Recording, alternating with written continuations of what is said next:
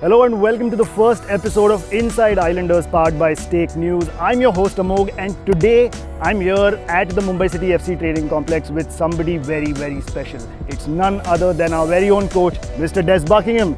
Des, coach, good to have you here. How are you doing? Nice to meet you. Very good, thank you. Awesome. Now, what the coach and I are going to do is together we're going to scrutinize strategically and statistically everything that the Islanders have been up to in the month. And now I have to be very careful about what I'm saying because I have the literal coach with me. I can't make any mistakes. He will point them out to me. So are you ready, Des? Let's go. Awesome. So let's begin with the first game, which was the Mumbai City FC versus ATK Mohun Bagan. A high-profile fixture.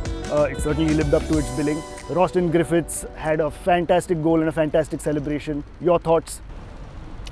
I thought for anyone that was watching that game either in India or outside of India that wanted to see the quality that the ISL certainly now has since season number 9, I thought it was a wonderful game of football for the spectator and for our fans. I thought the speed of the game, the quality of the play, and the goals that were scored as well. Chante's goal, but the game, it could have gone either way at the end. I think the post was hit 5 or 6 times between two teams, so either team could have gone on to win it. But as an advert for Indian football especially, both within the country and outside, it was a wonderful game to be a part of. Next up, Chennai FC away from home, thumping victory 6-2.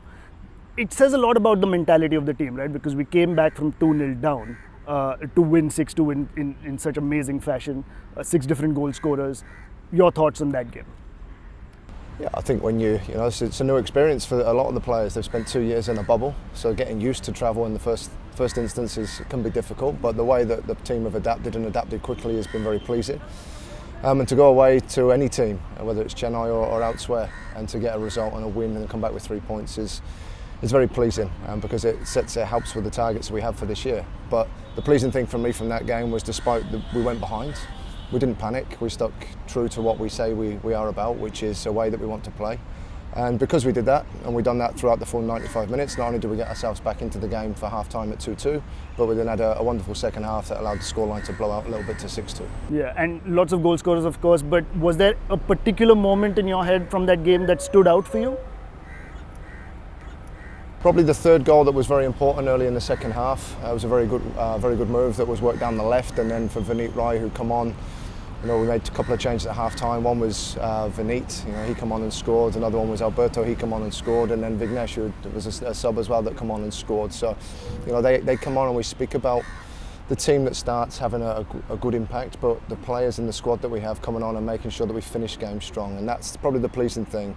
When you make changes, they don't always score and affect the result the way that those 3 in particular did, but it's more the performances that have allowed us to start really well, but also finish strongly in each of the 8 games that we've had so far. Right. So let's now talk about Mumbai City FC versus Bengaluru FC, repeat of the Durand Cup final. Was there anything specific that you told the boys before the game in your pre-match team talk?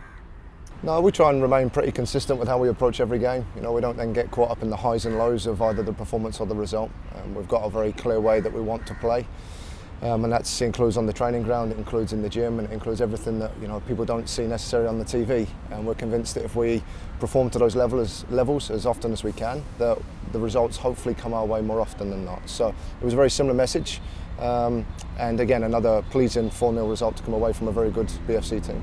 Now let's talk about Northeast United FC versus Mumbai City FC, the last game for November.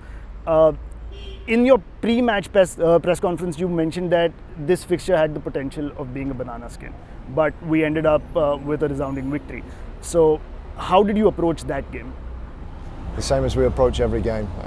We always go out to try and win the game. So 3 points against Northeast is the same as the 3 points against any other team in this league. But as we've seen already this year, and we see a lot last year, there are no easy games. And I think if you have players that maybe take their attention and mind away from preparing the way that they should, that's where you can run into potential problems. It doesn't take much to win a game. It can be one mistake, as we've seen already at the World Cup as an example. So we needed to be mindful that going to Northeast as well. It's a very difficult trip in terms of travel, and we went 2 days early rather than 1 to make sure we prepared as well as we could. What was pleasing again was that the players, despite all of that, they stuck to the way we wanted to play, and You know, Northeast presented a different challenge than some of the other teams. They sat very deep and made it very difficult for us. But again, the pleasing thing for us was we have got ways now that we can break down that, whether it's through a way of playing or whether it's individuals within our squad that can make that difference. Just to wrap up November, we've spoken about team stats, we've spoken about individual stats. Let's talk about your stats a bit, because you also have had a special moment. 41 games in charge of Mumbai City FC. That's the most any manager has been in charge of Mumbai City FC. How has the journey been so far for you, and what can we expect after this? It's been a hugely enjoyable one. You know, I think to have 41 games in India, I think is an achievement in itself, with the turnover sometimes of the staff. So the club have been hugely supportive, you know, all the way through the 14 months so far. And the way that we've tried to go about doing things, we've tried to set this club up the same way that any other club in the CFG network is, and I can use that as an example from where I've come from in Melbourne, you know, another club that's got the CFG connection. Everything that we now do here is very much the same as to what those players and staff experience in Melbourne and at other clubs, and that's been the pleasing thing over that time period. It's not just the football that's on show, it's how we've set the club up internally. So yes, 41 games so far, and hopefully many more. Yeah, happy with where it's going at the moment, and we just need to make sure that we keep working the way we are. For November, what do you think has been the moment for you so far in the month of November? Bipin Singh's header to make it 2-1 in the last game against Northeast. I mean, we saw it all on the cameras. You had a very lovely, wholesome moment with him after that. And it's as a fan, it's great to see the coach and the players so in sync with each other. So I think that's absolutely fantastic, and may it continue for many, many months after this. Now let's talk about the games that are coming up. That's November done and dusted. We're getting into December now. First test on the 1st of December is against FC Goa. It's a formidable unit this season. How do you approach the game against FC Goa? The same way we've approached the last 8 or the last 41 games, more particularly the last 8, with it being relevant to this season. You know, we know the type of team that Goa are. That hasn't changed. That's part of their DNA and has been for a long period of time. They've got a new coach that's obviously played and has carried on that way of playing, and they've recruited very well, and you've seen in the games that they've played so far and what they're capable of doing. But the focus is on us, always is, and making sure that what we do is as good as it can be.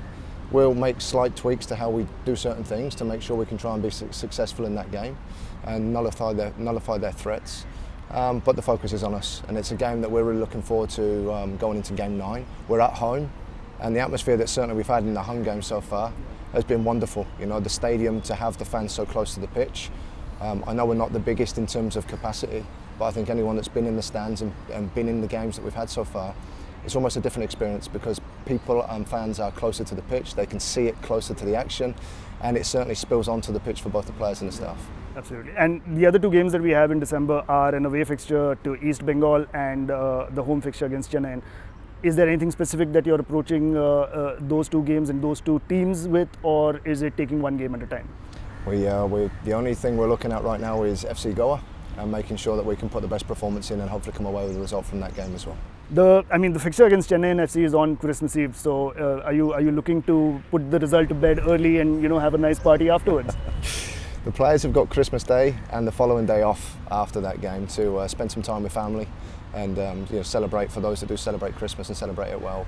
But again, for us, it'll be making sure firstly we set up against FC Goa, then we'll turn our attention to the next one against East Bengal, because that's another tough challenge, and then we'll look at Chennai, and then hopefully we can all celebrate Christmas together.